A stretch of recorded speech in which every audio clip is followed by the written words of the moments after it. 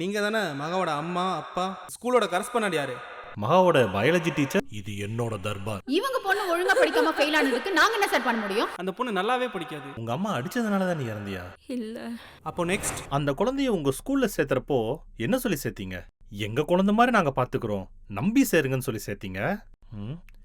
லட்சக்கணக்கில் பணம் வாங்கிட்டு அவங்க உங்க ஸ்கூல்ல அட்மிஷன் சேர்த்துட்டு என்னைக்காச்சும் ஒரு நாள் அவங்க அங்க சந்தோஷமா இருக்காங்களான்னு யோசிச்சு பார்த்திருப்பீங்களா? நம்ம குழந்தைங்களோட பிரைட் ஃபியூச்சருக்காக கரெக்டான டைம்ல கரெக்டான இடத்துல இன்வெஸ்ட்மெண்ட் பண்றது கொஞ்சம் இம்பார்ட்டன்ட் தானே? அதை விடுங்க பிரபு. சேஃப்டியா இருக்காங்களா? சார், எங்க ஸ்கூல்ல பத்தி நீங்க தெரியாம பேசாதீங்க. எங்க ஸ்கூல்ல சுத்தி செக்யூரிட்டிஸ் இருக்காங்க, சுத்தி சிசிடிவி கேமராஸ் இருக்கு. அவ்வளவு சீக்கிரம் யாரும் உள்ள வரவும் முடியாது, போகவும் முடியாது. அப்படின்னா ஒரு பிரைவேட் பிரிசன்னு சொல்லுங்க. சார், இந்த வயசுல குழந்தைங்களுக்கு படிப்பு தானே சார் முக்கியம். அவங்க நல்லா படிச்சு நல்லா ஒரு மார்க் எடுத்தா நல்லா எடுத்துக்க போக முடியும். அது அவங்களுக்கு தானே சார் நல்லது. கரெக்டு தான். ஒரு கரும்போட ஜூஸ் இனிப்பா தான் இருக்கும், குடிச்சா டேஸ்டா தான் இருக்கும். ஆனா அந்த கரும்பை மிஷின்ல விட்டு சக்கையா பிழியற மாதிரி அந்த ஸ்டூடெண்ட்ஸை போட்டு பிழிஞ்சு எடுக்கிறீங்க. ஒரு ஸ்கூல் ஃபீஸ் கட்டலைன்னா ஸ்டூடெண்ட்ஸை விடுங்க, பேரண்ட்ஸையும் சேர்த்து அவ்வளோ மென்டல் டார்ச்சர் பண்றீங்க. உங்களை மாதிரி ஸ்கூல்ஸ்னால எத்தனை ஸ்டூடெண்ட்ஸ் தற்கொலை பண்ணிக்காங்க தெரியுமா? நீங்க கொடுக்குற மென்டல் ப்ரெஷர் தாங்க முடியாம. ஆனா யாரு சேஃப்டி உங்களுக்கு கவலை இல்லை, யாரு செத்தாலும் உங்களுக்கு கவலை இல்லை. பணம் பணம் பணம் பணம்னு இவ்வளோ பணத்தை சேர்த்து வச்சு என்னதான் பண்ண போறீங்க? நான் வேணா ஒன்று பண்றேன். நீ இவ்வளோ நாளா சேர்த்து வச்சிருந்த பணத்தை 10 மடங்கா மாத்தி அதை ஒரு ரூம்குள்ள வச்சு அந்த ரூம்குள்ள உன்னைய வச்சு சாத்திடுறேன்.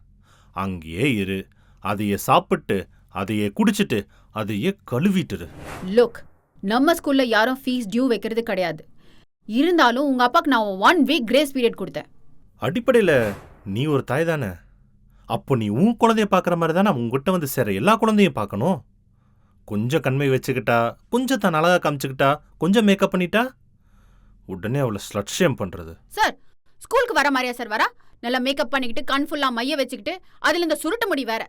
ஸ்கூல்ல எல்லாம் பசங்களை அவ்வளவுதான் பாக்குறாங்க. அப்படி இருந்தா படிப்புல எப்படி சார் கான்சென்ட்ரேஷன் வரும்? ஓ அப்படியா? அப்போ மேடம் அழகா பொட்டு வச்சிருக்கீங்க, நல்லா கண்மை வச்சிருக்கீங்க. Are you sir? கோவம் வருது இல்ல? அப்படிதானே அந்த குழந்தைக்கும்?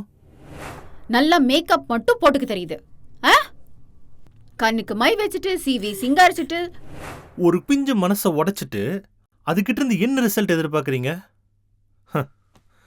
சாகிறதுக்கு முன்னாடி அவ என்ன நினைச்சா தெரியுமா? நீங்க தான் அவளோட ஃபேவரட் டீச்சர், நீங்க தான் அவளோட ரோல் மாடல். உங்ககிட்ட இருந்து அப்படி ஒரு வார்த்தை வந்ததுனால தான் அவளால் தாங்கிக்க முடியல.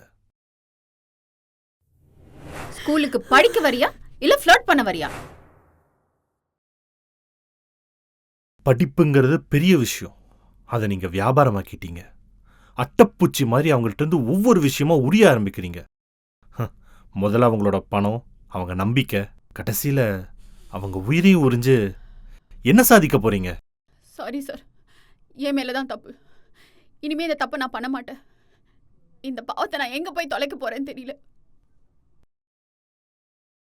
மகா, கரஸ்பாண்டன்ட் இப்படி அசிங்கப்படுத்தினதுதான் நீ அந்த முடிவெடுக்க காரணமா?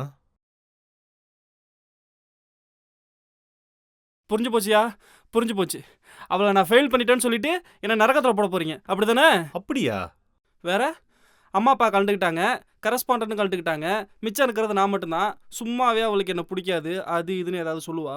அது இதுனா நான் சொல்லிட்டா?